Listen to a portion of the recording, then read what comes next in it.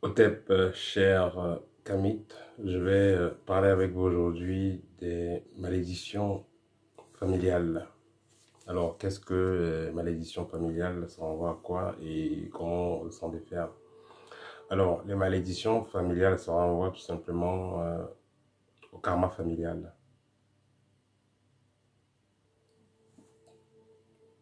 Les malédictions familiales, ça ne vient pas du vent, ça ne vient pas de l'air, ça vient des actions que les aïeux, que les anciens ont eu à faire. Nous avons par exemple des cas, il est clair que dans l'époque, il y avait beaucoup de guerres, il y avait beaucoup de maladies, il y avait trop d'imprévus, des gens qui voyageaient, qui prenaient des risques et tout ça. Ça poussait donc des personnes à faire des alliances avec des esprits. Mais il faut noter que quand vous faites l'alliance avec un esprit, c'est pour une longue durée. Donc, généralement, les alliances qui étaient faites, c'était pour les longues durées. Et quelqu'un va verser son sang en faisant l'alliance avec un esprit peut-être de la forêt ou des eaux, et il va faire ses vœux. Voilà, que tous ses descendants, sa famille, soient sous la protection de tel esprit. Et chaque année, il va donner telle chose en échange. C'est comme ça que les gens faisaient. Mais les esprits qui répondaient le plus facilement, c'était les esprits clairement qui ne sont pas dans la lumière. C'est ces esprits qui répondent facilement, ils ne demandent pas trop de conditions. C'est très facile. Mais les esprits de lumière, pour pouvoir entrer en contact avec eux, il faut vibrer haut. Pour vibrer haut, ça demande un certain travail, une certaine rigueur. Mais les gens optaient pour le plus facile.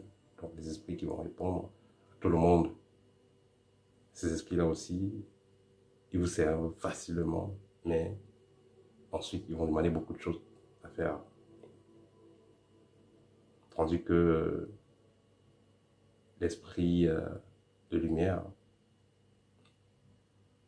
il faut une certaine pureté pour entrer en contact avec eux. Mais quand ils vous servent, ils ne demandent rien. Ils sont juste heureux de vous servir en récompense parce que vous vivez, vous vivrez haut. Alors,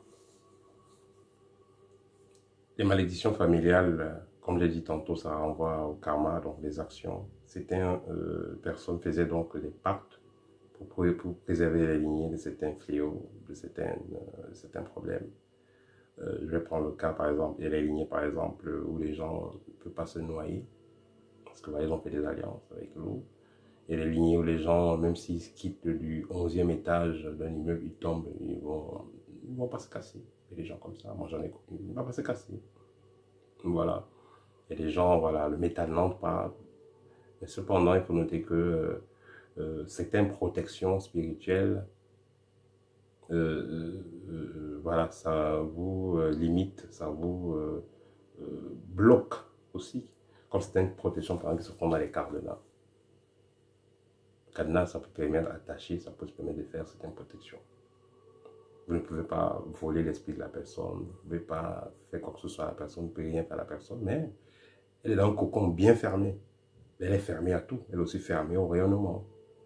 Elle est fermée aux attaques, mais elle est fermée au rayonnement. Tout est fermé. La personne va être dans un village là, bien misérable, avec un puissant pouvoir spirituel. Ça va servir à quoi?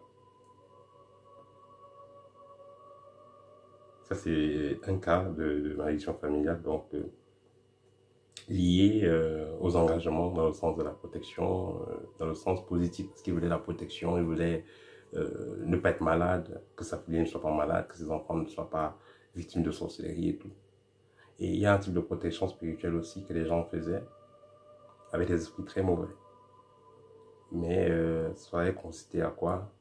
Ceux qui vont vous attaquer, c'est ceux-là qui seront la bouffe, la compensation, la récompense de ces esprits-là. De ces esprits attendent seulement qu'on vous attaque. Mais ça aussi, ça vous noircit parce que là, ça vous laisse une empreinte énergétique nocive dans tous les cas. Ensuite, les malédictions familiales vont venir aussi de certaines pratiques, certains sacrifices. Vous êtes un jeune homme, vous voulez un certain poste, et vous faites un sacrifice d'une personne de votre famille, parce que vous voulez le poste, vous voulez la gloire et tout ça. Voilà les malédictions familiales que vous avez mis sur pied. Et tous les enfants que vous aurez, autant pour moi, auront donc l'empreinte de cette négativité-là, la trace de cette négativité-là. Et comme je l'ai dit souvent, l'énergie ne se perd pas, se transmet. Et dans certains cas, ça se transmute. Donc cette énergie-là,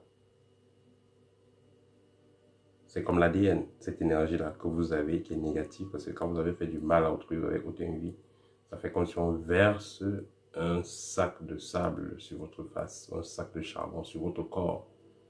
Tous les enfants que vous avez accouchés auront donc ces traces-là sur eux. Donc voilà, ils auront déjà du pain sur la planche à la naissance. Ils viennent avec ces traces-là. Il y a les malédictions également que certaines personnes, certains mystiques vont avoir, dans le sens où ils ont eux-mêmes fait des alliances dans une réincarnation passée. Et dans la réincarnation présente, ils se retrouvent avec des difficultés qu'on n'arrive pas à expliquer, que le commun des mortels ne comprend pas. Ces difficultés, justement, ces problèmes, justement, c'est ce qu'eux-mêmes ils ont déclenché dans la précédente réincarnation. Il y a des personnes, vous allez voir, un esprit les poursuit depuis des années. Cet esprit-là, ça les bloque, ça les rend malades, ça fait tout. Mais c'est eux-mêmes qui ont commencé, voilà, c'est eux-mêmes qui ont commencé cette histoire de l'autre côté. Avant de se réincarner.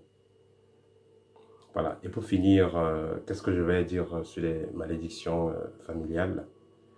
Le bon côté, c'est que, la bonne nouvelle, c'est que toute malédiction familiale peut être transmutée. Parce que la malédiction familiale, tout simplement, c'est une énergie liée à vos engagements, liée à vos engagements personnels que vous avez eu dans d'autres incarnations, ou liés aux engagements de vos parents ou de vos grands-parents, bref, des anciens dans votre lignée. Ou même, dans certains cas, un karma direct. Vous voulez prendre un poste, vous entrez dans les choses, et puis voilà. Il faut noter aussi que dans certaines lignées, il y a certains rites, certaines affiliations, associations, certains pactes, certaines pratiques que vous ne pouvez pas faire tant que vous êtes ressortissant de certaines lignées. Par exemple, il y a des cas où le grand-parent ou le grand-père a fait des rites pour dire que si parmi ses fils ou ses filles, quelqu'un essaie d'entrer dans la sorcellerie pour tuer des gens et tout ça, que ces personnes aient ceci ou cela. Donc ça existe.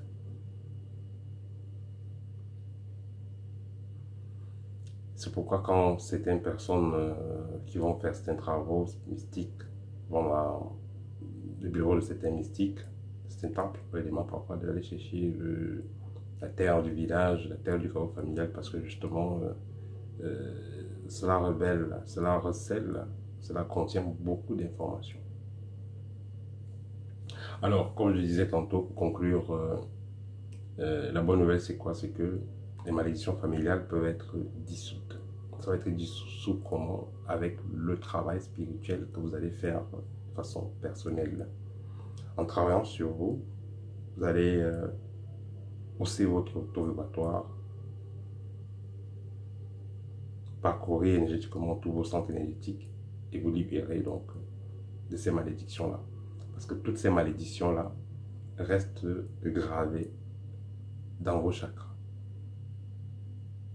Restent gravées dans votre aura. Vous donnent une certaine forme d'odeur mystique, de vibration mystique qui va donc influencer votre vie. Parce que quand on parle de malédiction familiale, c'est quoi? C'est quelque chose de concret. À cause de ces malédictions, vous n'arrivez pas à vous marier, vous n'arrivez pas à faire des enfants, vous n'arrivez pas à trouver du travail, vous n'arrivez pas à avoir de l'argent. Ça, c'est des malédictions aussi. En travaillant sur vous, vous remettez le compteur à zéro parce que là, en vibrant haut, vous allez donc dissoudre tout cela et commencer à vivre au lieu de survivre. Donc voilà. C'était tout pour aujourd'hui. Si vous avez des questions, n'hésitez pas.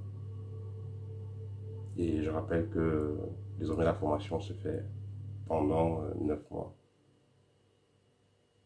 Nous aurons également des formations rapides, précises qui se feront en œuvre. Voilà, vous avez des questions, n'hésitez pas. Au TEP et à très bientôt.